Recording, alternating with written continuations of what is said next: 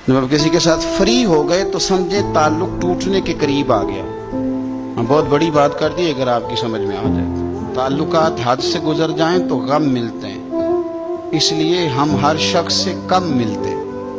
तो जब आपने मजाक शुरू कर लिया ना, कुछ लोगों को बड़ी बीमारी है, वो नहीं देखते कि ये मेरा बुजुर्ग है, ये मेरी माँ है, ये मेरा बाप है, ये मेरी भाभी है, ये मेरा बड़ा भाई है, ये मेरा उस्ताद है, हत्ता कि ये मेरा पीर है। बस चूंकि आदत पड़ गई है ठट्ठा करने की, और हमारे यहाँ कौमी सतह पे इस मजाक को प्रमोट किया जा रहा है। बस ठीक है, चल रहा है, सपोर्ट की जाती है इन चीज़ों की। कई दफ़ा बड़ी तकलीफ होती है, और आप यकीन करें कि माँ के साथ, बाप के साथ हमारे जवान मजाक करने लगे। इससे आहिस्ता आहिस्ता एक दूसरे की इज्जत दिलों में खत्म होती है। बहुत ज्यादा मजाक करने वाले आदमी का दिल मुर्दा हो जाता है। बहुत ज्यादा मजाक करने वाले लोग जो होते हैं वो अपना वकार जाया कर बैठते हैं, लोगों की नजर में उनकी इज्जत नहीं रहती। संजीदा आदमी की